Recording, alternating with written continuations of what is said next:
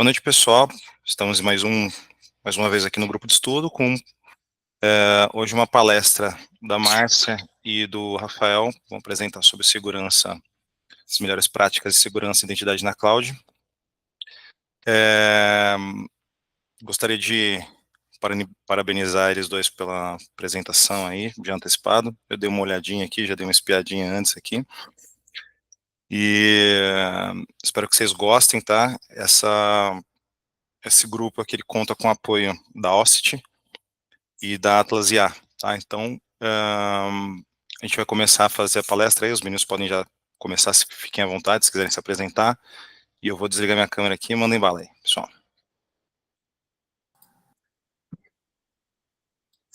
Olá, pessoal, tudo bem? Eu sou a Márcia, meu colega de trabalho e grande amigo Rafael. A gente vai comentar um pouquinho sobre as melhores práticas de segurança em cloud. E eu prometo que vai ser uma apresentação leve, um pouco, trazendo um pouquinho...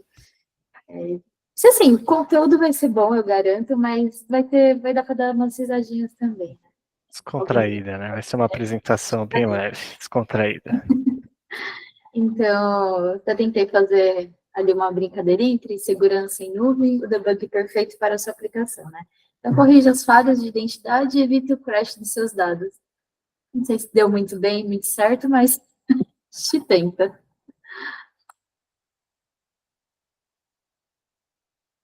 E, bom, nossas carinhas aqui, a gente não podia deixar de fazer uma piadinha sobre post-it, né? Vou colocar login e senha para lembrar. Aqui para nossas carinhas.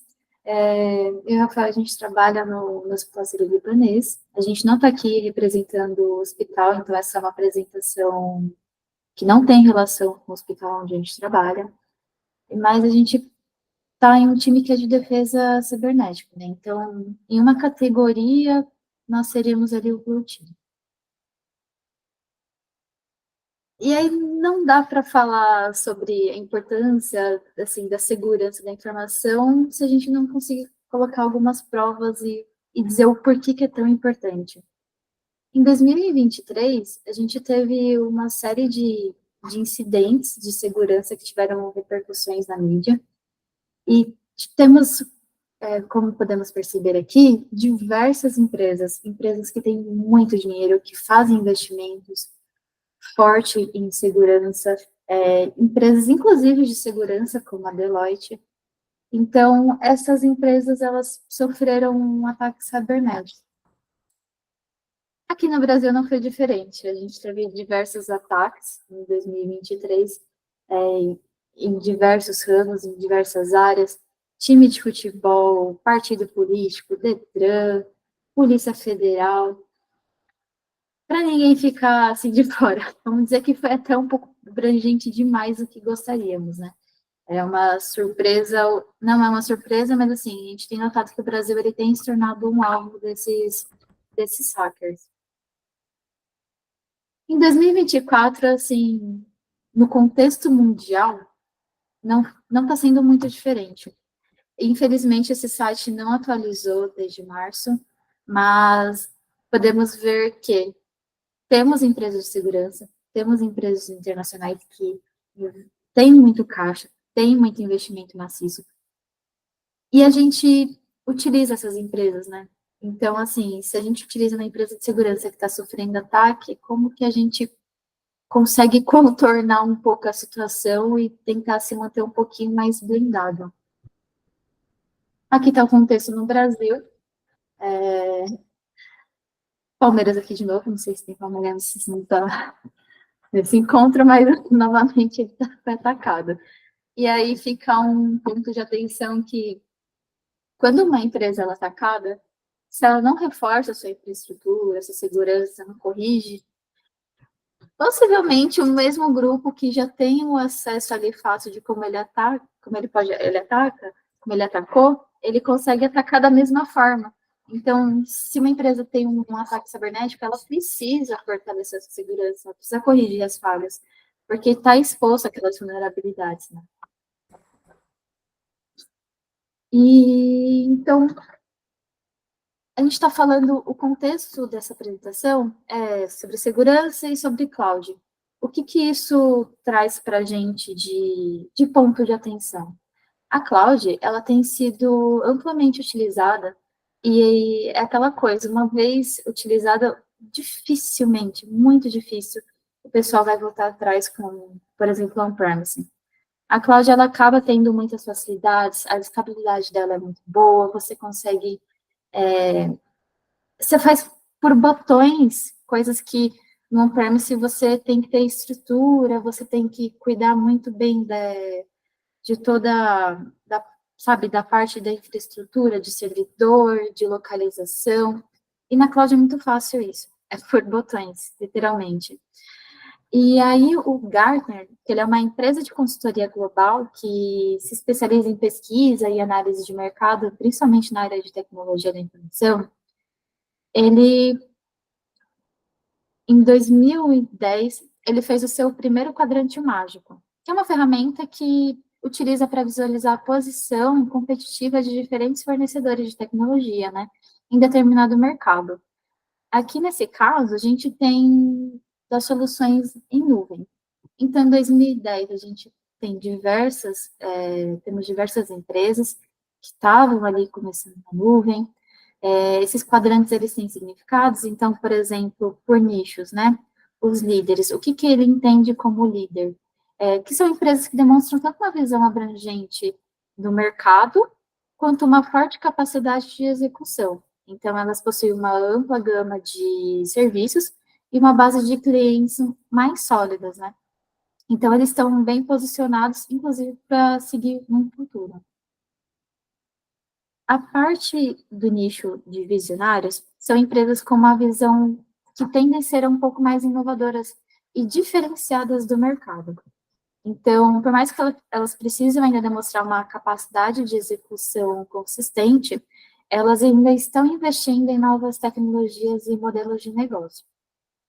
O Changers, são empresas que, eles colocam que são empresas que têm uma capacidade de execução, mas que ainda têm uma visão de mercado um pouco mais limitada, né? Elas são competitivas em determinados segmentos do mercado, mas elas podem apresentar ainda algumas dificuldades para expandir para as outras áreas.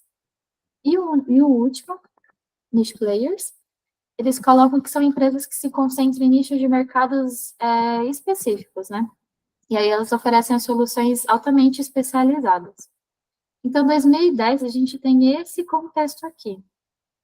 E conforme foi evoluindo, que cada ano eles vão lançando esse quadrante mágico, você consegue percebendo uma evolução de algumas empresas e outras que deixaram de pertencer a esse mercado. O que é natural, né, no modo geral, assim, do mercado. Ou vai acontecendo meio que uma seleção natural. E em 2023, por exemplo, a gente tem esse quadrante mais recente. A Amazon, ela é uma empresa que é líder de mercado, incontestável, e por oferecer diversas soluções, enfim, ela tem um diferencial de mercado muito grande. A Microsoft, você vê que ela está se aproximando da Amazon, mas depois começa a ficar um pouco mais distante. Então, você tem ali próximo o Google, a Oracle, e basicamente são essas que dominam o mercado, né? E até aqui tá tudo bem, pessoal? Bom, então o que acontece? A gente tem visto esse novo posicionamento do mercado da tecnologia, e as notícias, elas só confirmam isso, em que as empresas só estão pensando em investir mais e mais e mais na nuvem. Então, 61% das empresas aumentaram seu investimento em segurança da informação, com base em segurança na nuvem. O Gartner, ele prevê os gastos mundiais de usuários finais em nuvem pública, que vai ultrapassar de 675 bilhões em 2024. Meu Deus, é muita grana. E no Brasil, a gente tem um movimento que os investimentos eles devem superar a 8 bilhões. Ai, os números na nossa conta seria bom, né? E com isso, a gente tem essa perspectiva de que o mercado só está aumentando o investimento e a gente tem que pensar em todas essas consequências. Então, aumento de demanda, a gente tem que se preocupar com pessoas que vão trabalhar com essa tecnologia. E aqui da área de segurança, a gente sempre está olhando o que essas novas tecnologias podem ter ali de vulnerabilidade, né?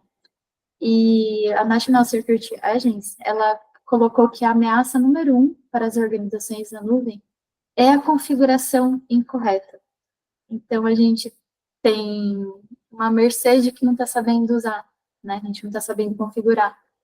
E isso é uma preocupação muito grande. Para a nuvem, né, para esses fornecedores, eles colocam como... Porque é o que acontece, né? Voltando um pouquinho. A gente fala assim, vamos sair de on-premise, vamos para a nuvem, e o que a gente coloca na nuvem, a gente não precisa se preocupar, porque a empresa é responsável. A empresa ela é responsável por toda a sua segurança da infraestrutura, então tá tudo certo. E, na verdade, não é bem assim. Não é uma cláusula, porque eles deixam bem claro que segurança é um ponto importante, sim, mas é uma responsabilidade compartilhada. E mesmo que não seja da cloud, aqui na área de segurança a gente também pratica um pouco disso, porque não adianta a gente ter diversas ferramentas ali para blindar e muitas vezes não descuida você clicar no phishing. Então, e aí pode ser que passe, pode ser que isso seja uma brecha. E na cloud meio que não ocorre da mesma forma. Então, a gente tem a responsabilidade compartilhada.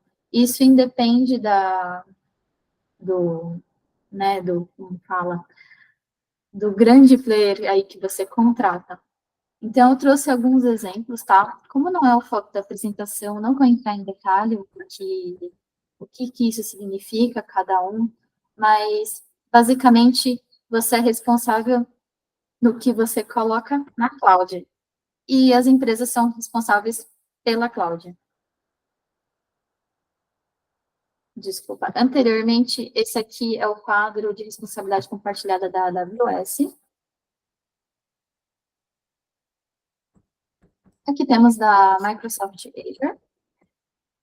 É um pouquinho diferente, mas eles basicamente pontuam as mesmas coisas, né? Então, eles diferenciam por Software as a Service, Platform as a Service e Infrastructure as a Service. Então, dependendo do nível que você acaba ali adquirindo e usufruindo da nuvem, você tem um tipo de responsabilidade. No on-premise, você tem total responsabilidade por tudo.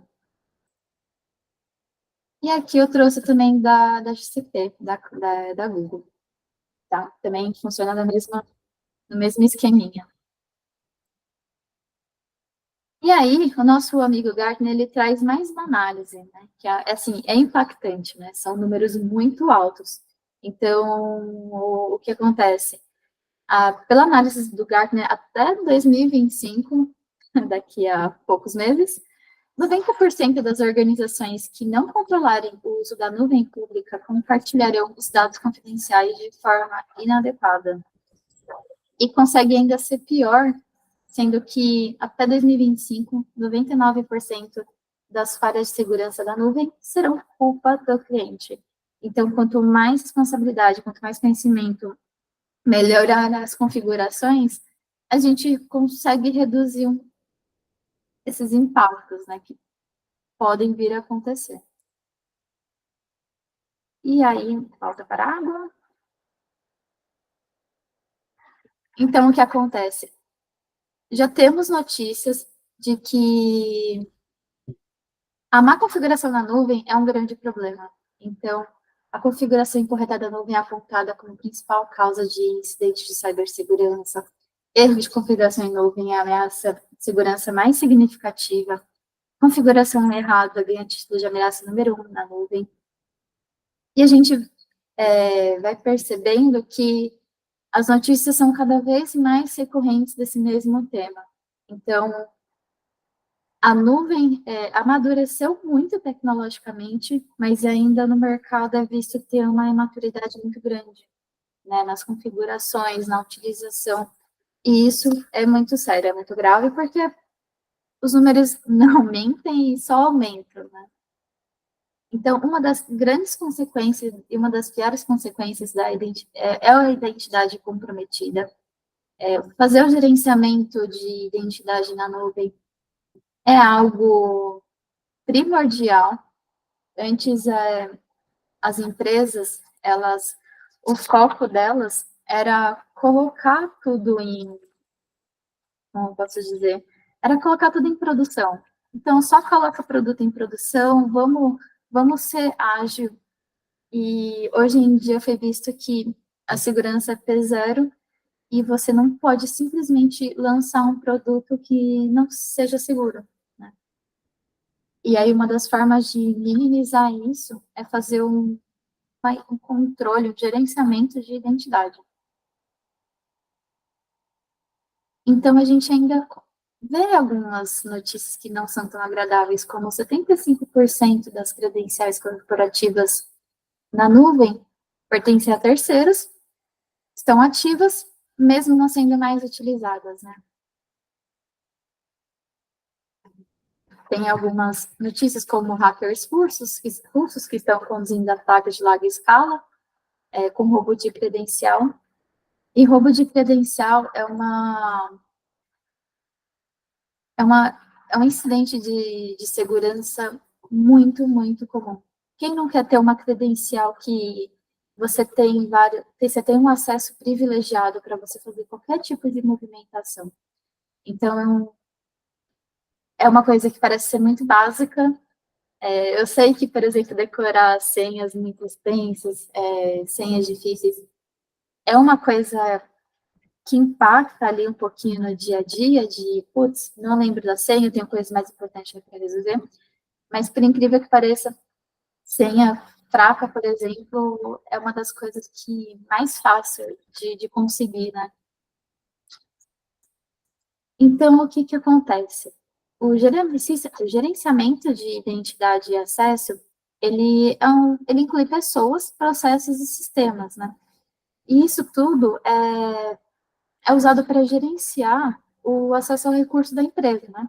Isso é para garantir a identidade de uma entidade seja verificada e, em seguida, concedendo o nível de acesso correto desse recurso para proteger, né? Enfim, toda a instituição e o contexto que ela está inserida. E aí, com tudo isso, né, que eu estou trazendo, a gente aqui, o foco não é falar de uma cloud específica, mas sim de trazer que existe uma orientação de segurança que padroniza, né, todas as áreas críticas com foco na computação em nuvem.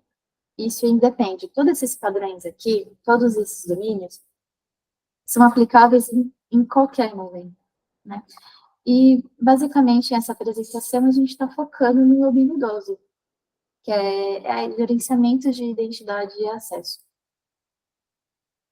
Então, temos alguns padrões de IAM em computação em nuvem. Antes de eu entrar nesse assunto que é um pouquinho mais técnico, tá tudo bem, pessoal? Tá muito doido o que eu tô falando? Tá fazendo sentido? Bom, tá fazendo muito sentido e você vê que esses cenários, né, igual você comentou ali, a nuvem ela vem se expandindo cada vez mais, né? Então, consequentemente, esses ataques cibernéticos, né, é diretamente proporcional ali, né? Eles vêm aumentando também. Então, é um reflexo ali dessa expansão aí. Você está dizendo para mim que eu não posso usar, então, usuário admin, passageiro de admin. Não posso. É isso. Olha, se você quiser causar um caos, aí você pode até usar. Agora, se o seu objetivo não for causar um caos ali, aí Não pode, né, a senha realmente não pode. A senha não pode ser um 2, 3, 4, 5 do usuário root, velho? Também não, do SSH, né? Foi o Felipe que falou aquela vez do usuário SSH, acho que foi, né? Esse daí também não pode não, a não ser Acho que que queira fazer um barulhinho. outro Felipe. Ah, tá. Então tá bom. Então tá certo. Então, voltando um pouquinho mais para os padrões de IAM para computação em nuvem, a gente tem, eu trouxe aqui os protocolos que são mais utilizados. E aí eu vou discorrer um pouquinho melhor cada um. O primeiro, que é o SAML, né, é o Security Authentication Markup Language, a gente está na versão 2.0, né? Ele veio para simplificar a vida com o logo único. Então, eu até trouxe essa piadinha assim, que é com tanta senha que você tem para decorar, né? Como vai ter tá difícil até para você lembrar de coisas do seu dia a dia, né? Então, não vamos deixar que fique nesse cenário crítico de não lembrar nem a data de aniversário por causa de tantas senhas. Mas, brincadeira à parte, ele é baseado em XML. Então, uma vez que o usuário chega na aplicação, ele redireciona o usuário para o ponto de autenticação, que é o Identity Provider. Esse Identity Provider, ele pode ser Facebook, Google, LinkedIn. Então, basicamente, como que ele ocorre, né? Quando o usuário, ele clica no botão para se autenticar, utilizando, eu vou jogar aqui, por exemplo, o Facebook, ele direciona o browser do usuário com uma URL específica do Facebook, né? Então, ele vai se autenticar utilizando os métodos do Facebook que oferece para o usuário, em vez de uma autenticação própria de serviço, tá? Do Identity Provider. E, basicamente, ele usa esse formato XML, response. Essa resposta, ela contém algumas informações. Aqui, Google para mim.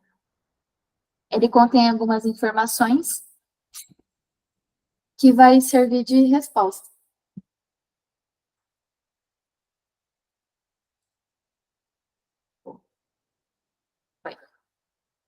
O segundo... Ai. Olha, dando spoilers horrores. Oh, meu Deus, volta.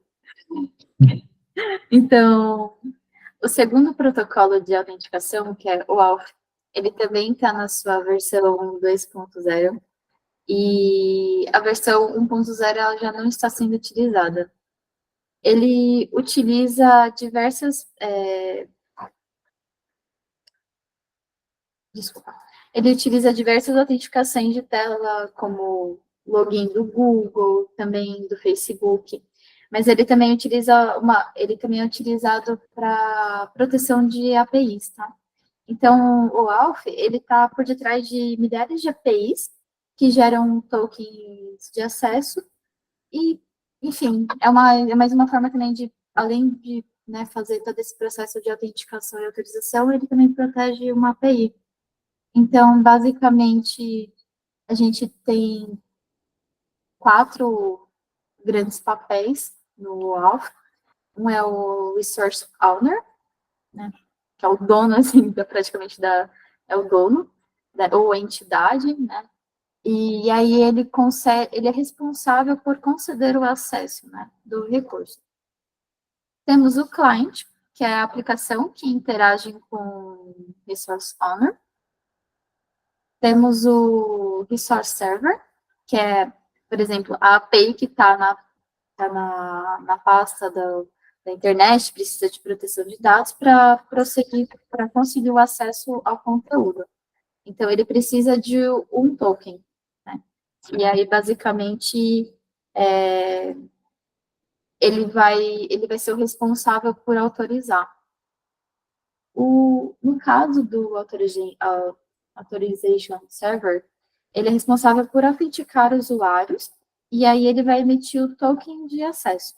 Ele possui as informações do Resource Owner, e autentica e interage com o usuário após a identificação com página. Então, basicamente, como é que funciona todo esse fluxo do OAuth? O usuário, ele tenta acessar um recurso específico. A aplicação, que é aqui o client, ele é o responsável, ele vai como fazer? O usuário que vai, ele vai estar utilizando a solicitação de permissão do servidor de autorização para acessar um recurso em nome do usuário. Então, essa solicitação normalmente direciona o usuário para uma tela de login, por exemplo, né? Então, assim que o usuário ele vai colocar inserir suas credenciais, a aplicação do cliente, ela transfere essas credenciais dos usuários com chave OAuth, aqui na etapa 4. E após essa autenticação bem sucedida, o servidor de autorização emite um token de acesso para o cliente, né, o cliente ou a aplicação. Que como é utilizado também para APIs, eles colocam, é explicado tanto como né, para a pessoa ou a aplicação do recurso, mas ele é voltado para a aplicação, e aí esse token permite que a aplicação acesse o recurso específico em nome do usuário. Aí a aplicação, após receber o token, ela transfere para o servidor de recurso, e ele vai validar o token de acesso e conceder as permissões para a aplicação. Então, o servidor de recurso vai gerenciar essa parte. E aí o usuário poderá acessar a aplicação. Tá?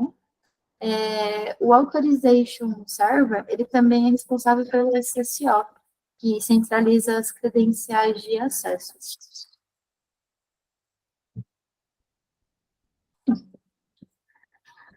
E temos o terceiro padrão ali, né, que é o OpenID. O que acontece? Como que segue o fluxo dele? O aplicativo, ele solicita o acesso ao provedor de identidade, pode ser, por exemplo, o Google, vamos mudar um pouquinho, vai ser o Google, para autenticar o usuário. Então, o usuário, ele faz o login, usando as suas credenciais existentes, e após o login ser bem sucedido, o provedor de identidade, ele emite um token de acesso. Aí o aplicativo vai enviar o token para uma API Gateway e vai segurar essa verificação. Caso o token seja válido, o Gateway concede o acesso aos recursos da aplicação. E aí, o que acaba sendo também um pouco opcional é o token expirado, ele pode ser renovado para acessar continuamente o login. E aí, mesmo a gente abordando esses três padrões mais frequentes, não significa que não existam outras técnicas, tá? Utilizadas na computação em nuvem para identidade, autenticação e autorização. Perfeito. Muito obrigado, Mai, pela apresentação. Como vocês puderam ver, né, isso é um tema bem importante, né, parece algo... a identidade é algo mais simples, né, apesar dele ser mais simples, tem as suas peculiaridades também mais complexas, né, igual ela passou aí do modelo de autenticação de um SSO, por exemplo, e como que a gente se defende disso, né? Eu vou passar aqui, então, algumas melhores práticas que vão ajudar bastante a reduzir. Nada é 100%, né? Então, acaba que a gente sempre tem que reduzir o risco nós estamos trabalhando ali na internet, né, alta disponibilidade, diversas pessoas do mundo acessando, né, compartilhamento de informações com empresas, né, mas o que podemos fazer é aplicar as melhores práticas de forma robusta para reduzir isso, né. Então, pode passar, Má. Então, primeiramente, o que queremos proteger, né? Qual que é o real objetivo de aplicar as melhores práticas de identidade em nuvem? Então, aqui tem uma imagem de uma desenvolvedora, né? Provavelmente trabalhando ali de casa, remotamente, e vocês podem ver que ela utiliza ali o computador para trabalhar, né? pode ser um computador tanto corporativo quanto um computador pessoal. Hoje existem empresas que trabalham 100% com BioD também, né? O próprio usuário utiliza a sua máquina para trabalhar. Né? E como que a gente controla, se protege disso? Né?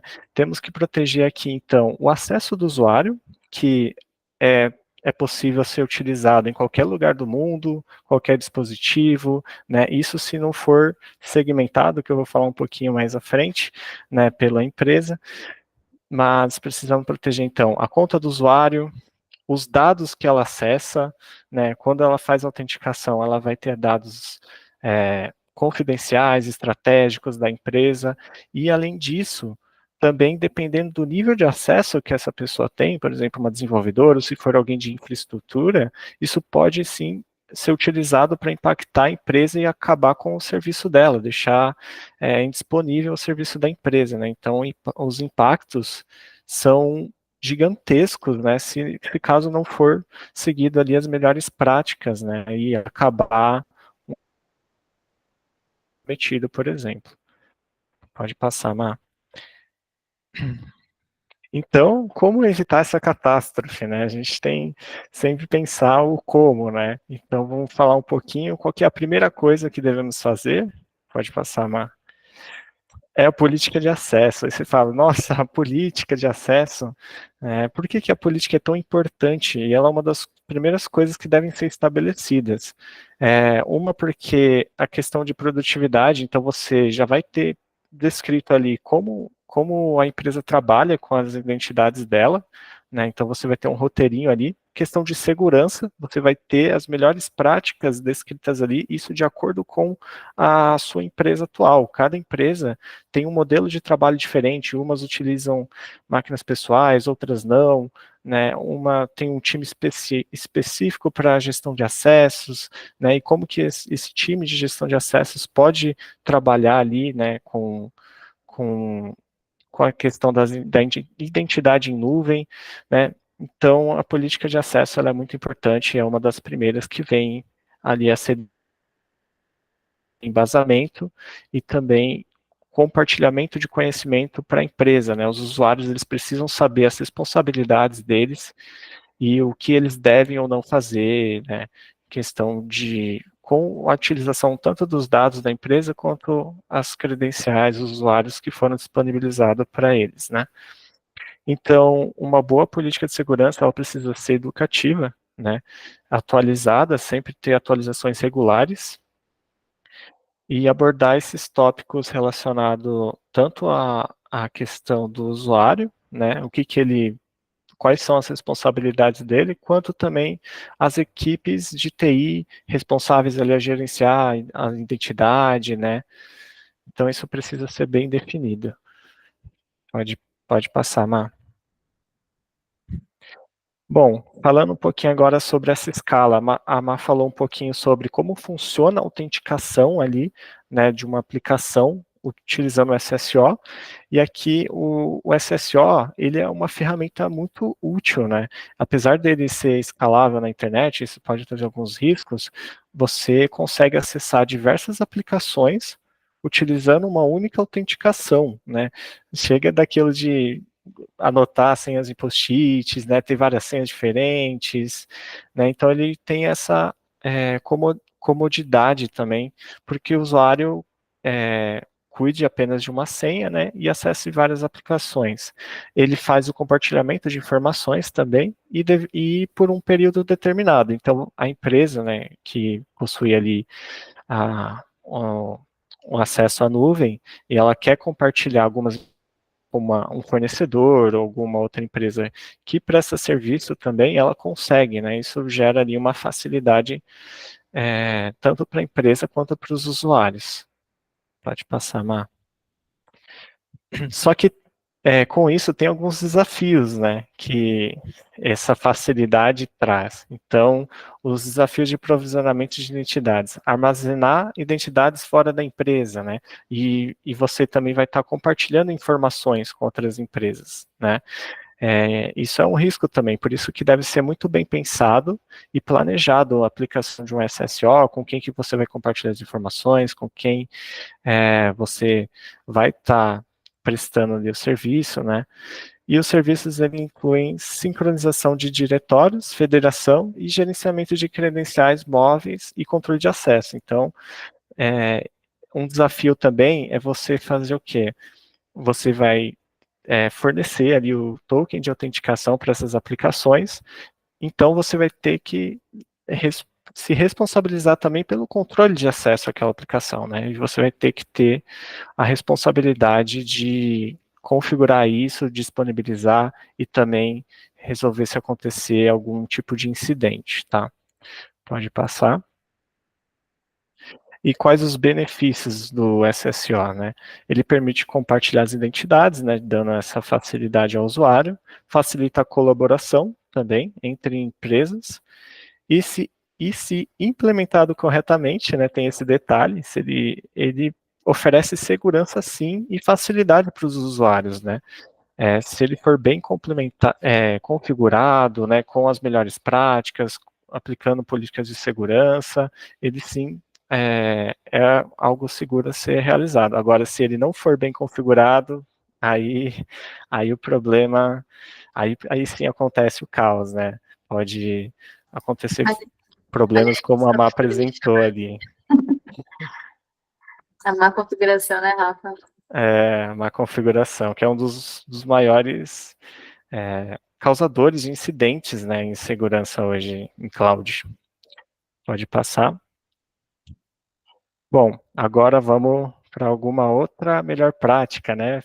É ela, autenticação e credenciais, aquela credencial que a gente colocou ali no post-it no primeiro slide para vocês, se quiserem acessar, é brincadeira, não é nossa senha, mas então, aqui tem o que é autenticação de fato, né? É basicamente você comprovar que é você mesmo, né? Então, é a comprovação que aquela entidade é ela mesma, é realmente ela que está utilizando aquele acesso, né? Então, eu coloquei até um GIF aqui, expresse sua autenticidade, né? Vamos ser autênticos, cada autenticidade, ninguém é igual a ninguém, todo mundo tem sua personalidade, né? E tem que ser assim também com a autenticação, né? Não compartilhe as senhas em post-it, não compartilhe com os outros, que aí você vai estar perdendo a sua autenticidade, tá? E uma boa prática, né? O que você deve fazer com isso, então, né? Já que a gente utiliza um usuário e senha para acessar uma aplicação. Utilize senhas fortes, né? Com pelo menos 10 caracteres, 10 a 14 caracteres, letras maiúsculas, minúsculas, caracteres especiais, né? Aquela dica básica mesmo ajuda bastante. E não coloquem post-its, também não coloquem admin, usuário, e assim admin. Então, esses são os cuidados que os próprios usuários precisam ter, né, e precisa estar isso descrito lá na política. Lembra da política que eu comentei lá atrás? É super importante isso ser enfatizado e treinado aos usuários da empresa, né, para que eles não cometam esse erro básico. Pode passar. Faça uma autenticação, uma senha forte valendo uma semi-joia, Rafa? Uma semi-joia, exatamente. Valendo uma semi-joia.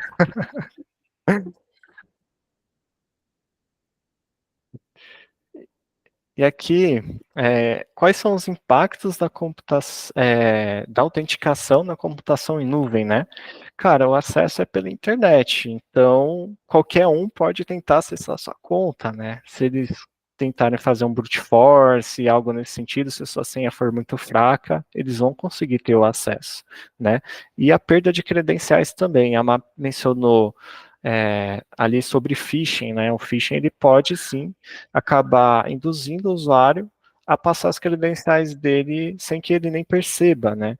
E as credenciais dele são vazadas e aí já acabou também, já perdeu a identidade e acabou ali acontecendo um incidente de segurança de fato, né? Fora que existem, não é só phishing, existem diversas formas de de uma credencial ser exposta na internet, né? Tem malwares que são especializados para isso, né? Que a pessoa pode instalar na máquina, ela mesma pode acabar compartilhando erroneamente, empresas podem ser invadidas e as credenciais e o e-mail vazados também, então existe N situações, por isso que é importante também a rotação da senha, né? Durante um período ali, pelo menos a cada 3 meses, é interessante fazer essa alteração de senha.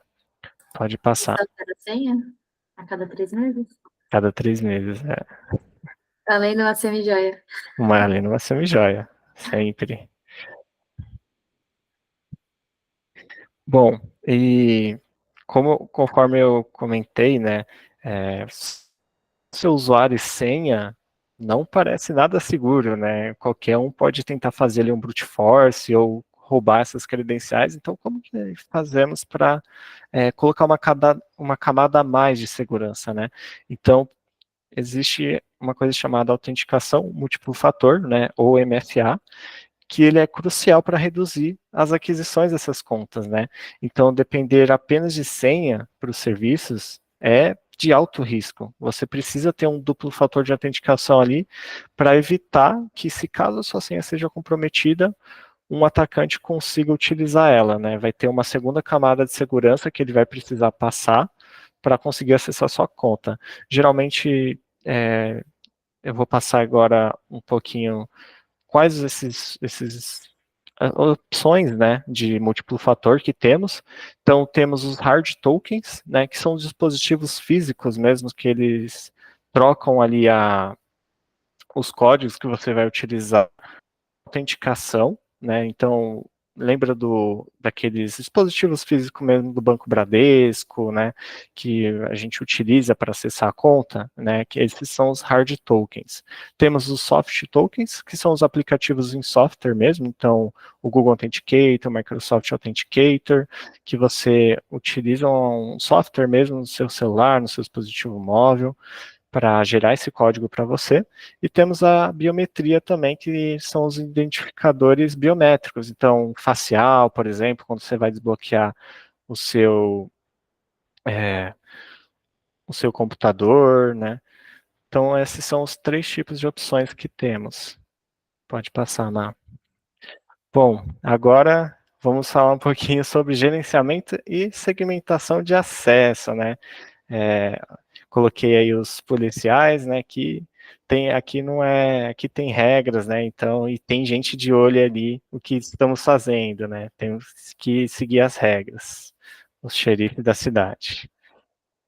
Bom, falando agora um pouquinho sobre a matriz de direitos, né, eu vou dar um exemplo aqui de um provedor de nuvem, ele tem uma API para lançar novas máquinas virtuais, né? Então, o administrador, ele cria um direito que permite que os usuários do grupo de desenvolvedores, ou seja, só um grupo de pessoas específicas, lancem VMs apenas em sua rede de projeto, né? Desde que autenticados com MFA. Olha só o tanto de condições e direitos de acesso que está aplicado aqui só nessa frase, né? Então, temos um grupo específico de pessoas que elas têm uma permissão apenas de lançar máquinas virtuais no projeto que eles estão trabalhando e autenticando com o MFA. Eles só vão conseguir acessar isso se eles passarem pelo desafio de duplo fator que eu mencionei no slide anterior. E esse direito, ele é escrito como uma política e aplicado pelo provedor de nuvem. Lembram da matriz que a Márcia mostrou ali, das responsabilidades do provedor de nuvem? Então, eles são responsáveis por prover esse serviço para a gente, e a empresa, o cliente, né, ele é responsável por configurar isso da forma correta e da forma que é o negócio dele, tá? Pode passar, Má. Bom, aqui é uma tabela explicando um pouquinho como que funciona essa questão de segmentação de acesso, né? Então, isso dá para ser então o super admin ali, ele tem acesso a tudo, a todos os serviços, pode modificar, pode ver tudo, e você vê que outros perfis já não, né? Por exemplo, o dev, ele só pode listar os serviços, né? E só pode modificar o serviço 1, né? Então, assim, conseguimos ver como é segmentado isso, né? Quanto mais segmentado, melhor, para evitar reduzir o risco de impactos ali no negócio. Pode passar, Má. Bom, e aqui, quais são as responsabilidades, né? Os usuários é o mapeamento de atributo ou clientes, tá? Tem tá usuário ali, mas é os clientes do provedor de nuvem. Então, o mapeamento desses atributos, o que eles querem que as pessoas acessem, o que não querem. E os provedores, o suporte a esses atributos e as atualizações granulares, né? Então, disponibilizando ali o serviço para o cliente. Pode passar, Má. Bom, agora falando de uma outra boa prática, né? Falamos ali sobre o MFA, falamos um pouco sobre o SSO e sobre a divisão de direitos, né, gerenciamento. E aqui vamos falar especificamente do gerenciamento de usuários privilegiados, né? Lembram lá na primeira figurinha que eu mencionei? Pô, se um usuário comprometido for um usuário com um acesso administrador que pode ser utilizado ali para impactar serviços, isso é um alto risco, né, de deixar indisponível ali os serviços da empresa, né, e sabemos que isso pode impactar muito a imagem, tanto financeiro, então tem que ter um carinho especial para esses caras aqui, né?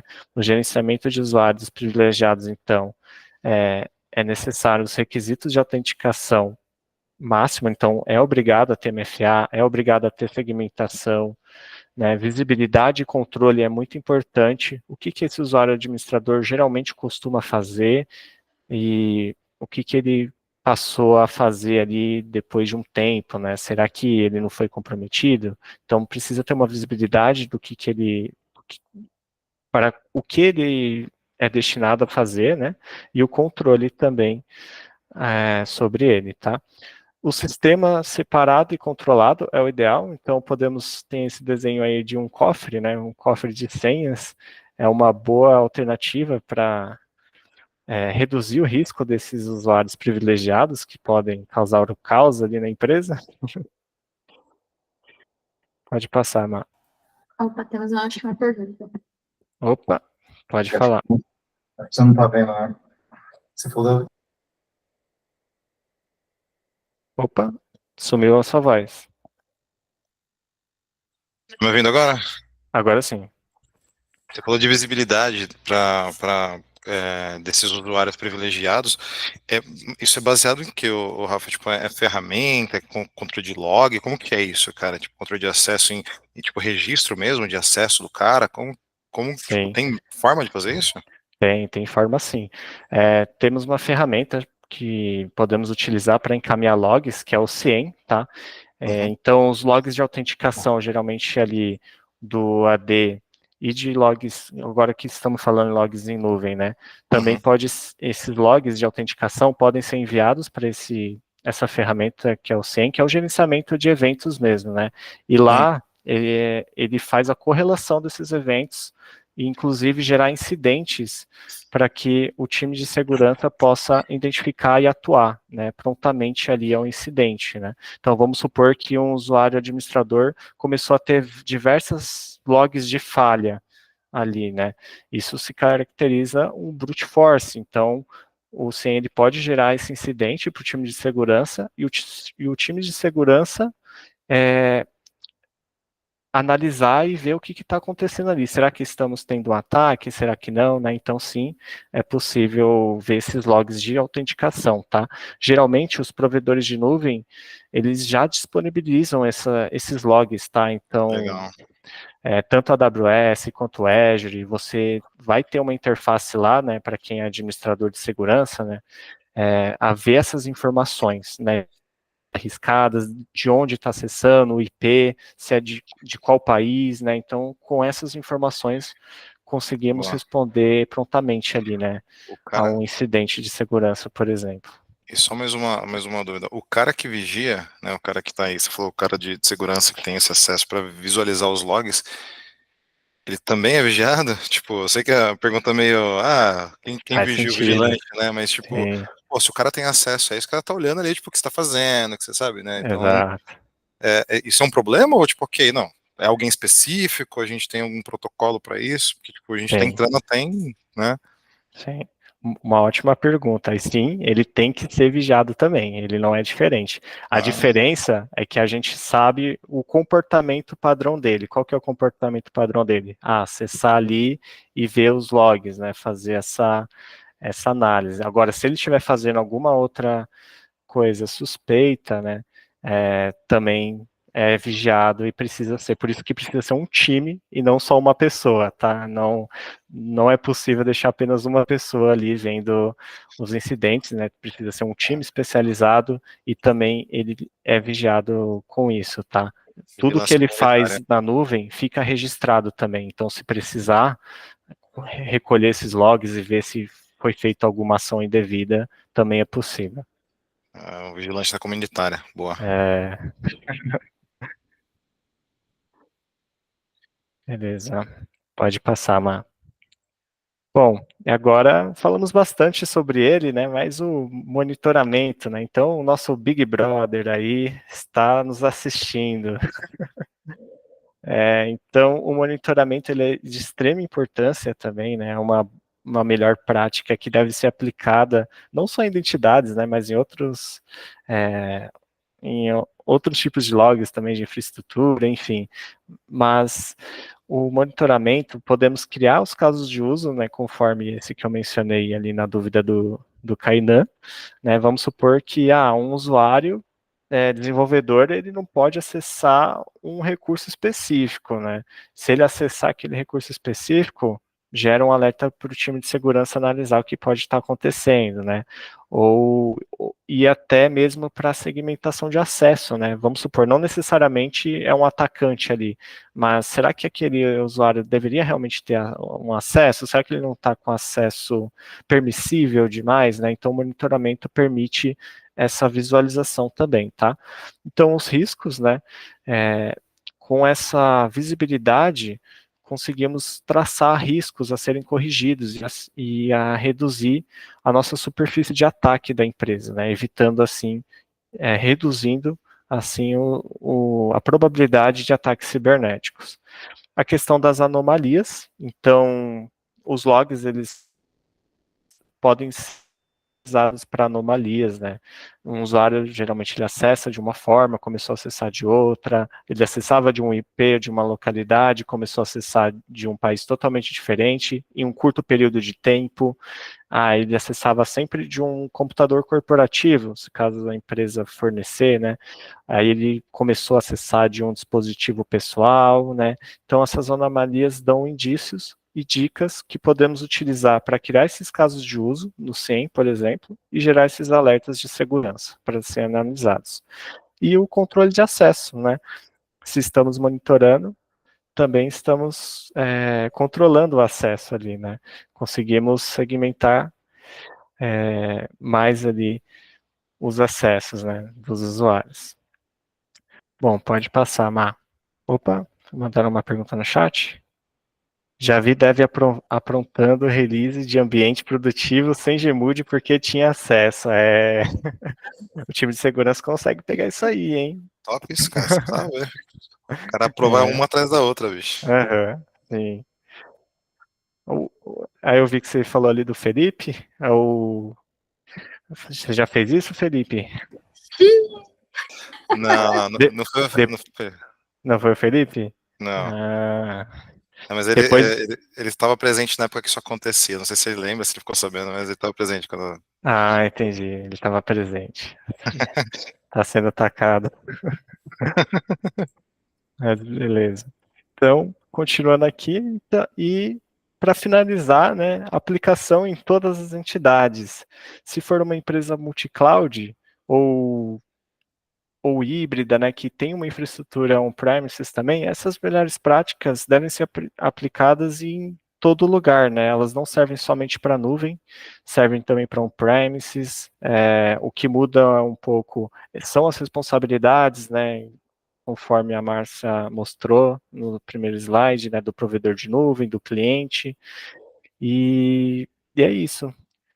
Essas foram aí as melhores práticas a serem aplicadas para reduzir esses ataques aí cibernéticos que vêm acontecendo cada vez mais, principalmente relacionados à identidade. Pode passar, Mar. Então é isso, pessoal. Aí vamos deixar aqui o nosso QR Code para o LinkedIn, quem quiser se conectar. LinkedIn. E abrimos agora para dúvidas que vocês tiverem também de comentários, o que acharam da apresentação. Eu tenho perguntas, mas é nos slides anteriores lá, cara. Ó, o Vitor, perguntei, Vitor, você primeiro, eu já fiz umas 30 perguntas aqui já, velho. Eu sei, vou tentar ajudar aqui também nas perguntas, então, cara. Bom, a apresentação foi muito boa, parabéns, gente. Vou colocar uma pergunta mais difícil aí para vocês, talvez.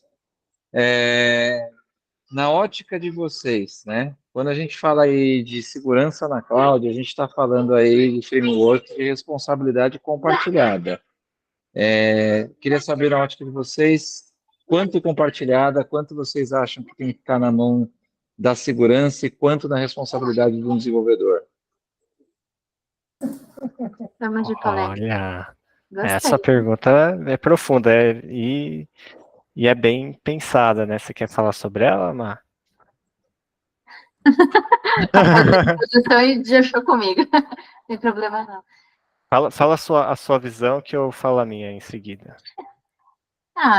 Eu vou ser bem sincera, eu acho que a segurança compartilhada, mas ela precisa ser muito bem estruturada para todo mundo ter uma base, né? Vamos dizer assim, bem, você pensa em uma organização, você tem um fluxo muito alto, às vezes, você tem uma rotatividade, é importante você ter alguns critérios, é importante você ter uma base consolidada, para simplesmente não ficar um passo a repasso. A responsabilidade é sua. Não, é sua. E fica aquele meme do Homem-Aranha. Então, acho que assim, como na visão de segurança olhando para o dev, aí como a gente tem devs aqui, eles também podem se defender. É muito interessante quando vocês se interessam por segurança para minimizar desde o início algo que, tipo, sabe, pode demorar muito tempo para ser detectado. Então, quanto mais o dev ele está inserido no contexto de segurança, tentar fazer da melhor forma. Eu entendo que eles têm um prazo muito apertado para desenvolver, para entregar, mas se desde o início, às vezes, tipo, estou com uma dificuldade, é melhor já ter uma comunicação, ter um canal de comunicação, acho que isso facilitaria um pouco. Eu sou um pouco contra essa abordagem de ficar apontando muitas vezes de quem que é a culpa. É claro que todo mundo é adulto, né? E todo mundo tem a sua parcela, mas resumindo, eu acho que tem que ser. Eu tô com dúvida, não tô sabendo lidar com isso. O que você me ajuda, né? Então, meu Deus. Vamos lá. Eu vou dar minha opinião aqui também sobre esse tema. É um tema bem discutido, assim, dentro de segurança mesmo, né? De quem que é a responsabilidade? A responsabilidade, ela realmente é compartilhada. Eu entendo que não só os desenvolvedores, mas os usuários comuns também, eles têm a sua parte na segurança, né? A segurança não fica somente no time de segurança especificamente. Só que o time de segurança, ele é responsável por disseminar esse conhecimento e essa responsabilidade para os times e os usuários, né? Para que eles entendam a importância disso e que sigam realmente o que foi estabelecido por segurança, não porque a segurança manda aqui, não, é porque ele identificou as melhores práticas para reduzir a probabilidade da empresa ser invadida e ser impactada devido a isso, né? Então, é compartilhada porque pode não parecer, mas ambos têm o mesmo objetivo comum, ninguém quer ser atacado, né? Por isso que a política de segurança ela é muito importante, ter a definição dessa responsabilidade compartilhada, né? Para os desenvolvedores e os usuários comuns também, eles terem ciência de, de que eles fazem parte da segurança também. Se eles não fazerem parte disso, não vamos ter segurança, né? Essa é a verdade. Precisamos realmente da colaboração de todos, né, para que isso ocorra. E segurança é responsável por disseminar isso realmente. Duas coisas aqui, Rafa. Oi. Primeiro, a Ká mandou uma pergunta aqui, a Carolina. Vocês indicam algum processo por onde começar para quem já está com o ambiente mal configurado? Aí que está misconfigured. Ah, tá. Em termos de identidade. Tem algum processo para quem já tem um ambiente já mal configurado para poder melhorar essa parte de identidade? Sim, uma ótima pergunta também. O que é legal ser feito, né, nesse caso, já estamos ali com problemas de configuração, ou seja, misconfigurations. O ideal é listar o risco disso, né? Então, quais são essas vulnerabilidades, quais são esses riscos relacionados à identidade, classificar eles e ir atacando por nível de criticidade, né? O que precisa ser aplicado primeiro? Pô, não tem MFA ali nos usuários. Como que a gente resolve isso, né? Vamos aplicar uma licença, vamos vamos contratar ali algum serviço de duplo fator personalizado, enfim. Então, eu acho que é ideal analisar o que está acontecendo nessas misconfigurations, listar elas, gerar um score de risco e ir tratando uma por uma ali com os usuários, né? Seja ali uma porta aberta, né? Questão de que pode gerar um impacto ali, né, seja uma porta administrativa, um SSH, um RDP nos hosts. Então, eu acho que dessa forma a gente consegue trabalhar e reduzir o risco de uma forma mais estratégica. Pode falar, Kainan. Duas coisas aqui. O Bruno tinha levantado a mão, acho que ele desistiu. Ninguém deu atenção para ele, aí ele não quis mais perguntar. E a minha segunda pergunta é o seguinte, cara, a gente tá falando, cansou o braço, muito bom. Uhum. A segunda pergunta é o seguinte, a gente falou bastante de gestão de identidade, eu tenho a visão, obviamente eu sou dev, né, então a visão que eu tenho aqui é uma visão, eu fico tentando enxergar aqui os problemas de desenvolvimento em relação a isso. Como que a gente pensando ali no usuário final, né? Vocês estão falando aí, sei lá, no contexto de vocês trabalham numa empresa tal, tem um usuário lá na ponta lá usando esse negócio. Certo. Vocês recomendam que a gente use, sei lá, ferramentas, né, já de serviços de autenticação, né? Por exemplo, vocês falaram da AWS aí, o Cognito, né? Ou o Identity Platform da GCP e tal.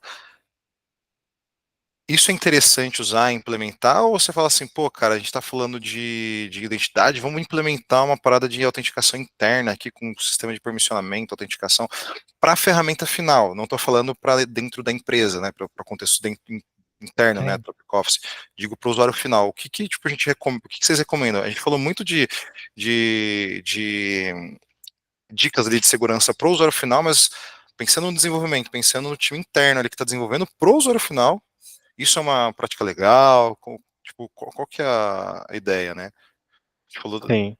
É uma prática legal, sim. Inclusive, os provedores de nuvem, eles disponibilizam, né, esses recursos para que seja aplicado nessa situação, né, de desenvolvedores. Então, segmentar ali os acessos deles, permitir que eles tenham essa autenticação duplo fator, seja configurado tanto na nuvem ou você ter seu próprio autenticador ali também pode ser utilizado, né? Mas os recursos que são disponibilizados pelos provedores de nuvem, eles sim ajudam e devem ser utilizados.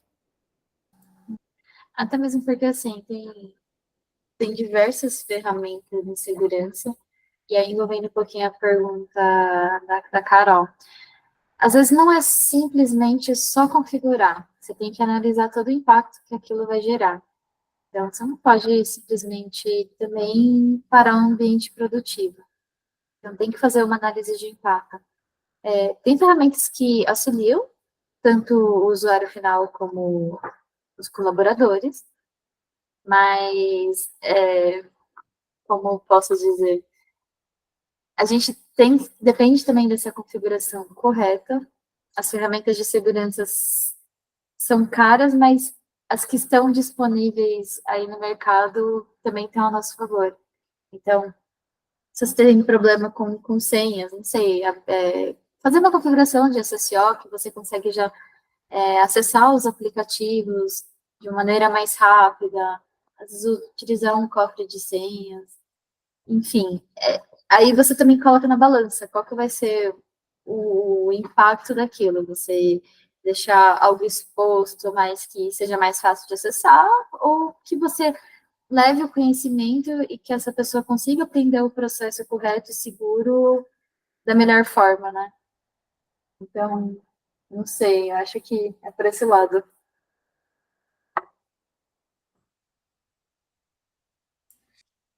Maravilha. Temos mais perguntas, pessoal? Pergunta aí, porque depois Sim, agora é a acabou. hora. O máximo que vai poder fazer depois é assistir o vídeo. Giovanni Opa. Gonçalves, manda bala. Opa, tudo bem, pessoal? Boa noite. Tudo, boa noite. Eu vou dar um cenário aqui, tá? Como é feito o controle de terceiros? O cara é dev, aí vai subir uma aplicação, e aí o cara sobe um banco com as credenciais lá expostas e aí esquece as credenciais. Tem alguma ferramenta que consegue identificar isso? Para o cara não esquecer? Vai, legal, subiu a aplicação, está funcionando, aí esquece que está exposto esses dados. Tem ferramentas, sim. Tem ferramentas que isso na nuvem detecta.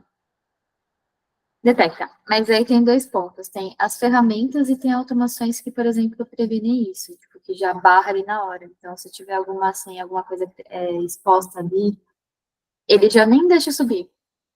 E tem aquelas ferramentas que detectam. Então, assim, já aconteceu, não tem nenhuma automação que previne isso, vai alertar de alguma forma no sistema.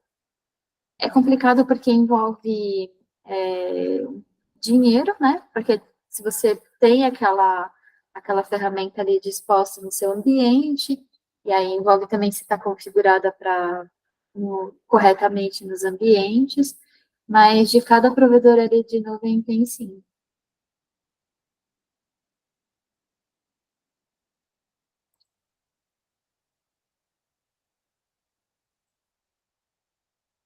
Perfeito. Mais alguma dúvida, Deixa eu pessoal? perguntar, vira card, hein? Ah lá, card. Já descansou o braço? Fala, Bruno. Já descansei o braço. Estão me ouvindo aí? Sim. Então, não, só complementando aquela questão que vocês falaram de responsabilidade, né? Eu vejo que, tipo, hoje tem sim aquela bola dividida, né, entre o dono da aplicação e o time de segurança, mas, assim, no geral, tem que ser um apoiando o outro, né? Afinal, tipo, não é questão de responsabilidade de um nem de outro, mas tanto a segurança como a responsabilidade em si é de todos, né? Porque, no final, se der um problema, sei lá, na sua aplicação, o que você está tratando, o impacto vai ser geral para todos, né? Para a empresa em si, né? Então, penso que responsabilidade aí é para todos, não para um time em si, né, em específico. Sim. É um senso de dono, Perfeito. né? Isso É mesmo. uma empresa, tá todo mundo trabalhando em conjunto, então é um Uhum. pouco perda de tempo ficar só apontando o dedo e, enfim, Pode, né? pode parecer, mas o objetivo é em comum, né? Demais. Muito bom. Tem outras perguntas de segurança, mas não tem muito a ver com gestão de identidade, então. Deixa os próximos temas. Já encerramos, pessoal. Mais alguma dúvida? Algum comentário? Tá bom. Obrigada pela participação de todos, viu? Tem pessoas aqui que estão na jornada aqui com a gente há bastante tempo do time, quem era do Sim. time e não está mais no time, mas está sempre apoiando. De verdade, pessoal, obrigada, viu? É sempre bom conversar com vocês, trazer um pouquinho mais de conteúdo. Particularmente, a gente gosta bastante. E é bom saber que vocês gostaram. E a gente fica disposto, Sim. assim, para qualquer dúvida, comentário, se quiser chamar no particular, se quiser conversar. Estamos aí. Muito obrigado, pessoal. Pessoal, muito obrigado. Obrigado pelos palestrantes, pela Márcia e pelo Rafa aí. Cara, incrível, muito bom. Eu tenho mais uma caralhada de dúvidas aqui para colocar, mas algumas não são. A maioria, na verdade, não tem relação com gestão de identidade. Mas aí vocês podem preparar aí mais um tema. Eu vou jogar depois aqui para a Márcia e para você naquele grupo que a gente fez lá. Se vocês quiserem preparar, porque a gente tem coisa pra caramba para falar de segurança, né? A gente brinca bastante, né, da rixa entre os times de dev, de infra e tudo mais com o time de SI, e na verdade a gente deveria estar trabalhando em conjunto, né? A gente tem experiências aí onde eu já atuei e tudo mais. O Felipe, não sei se ele ainda está aí, mas ele sabe muito bem disso. E são experiências muito boas, assim, com o time de segurança. Tá próximo, né? O time de dev, o time de infra tá próximo do time de segurança ali atuando para resolver essas coisas, assim, acho que é a melhor coisa.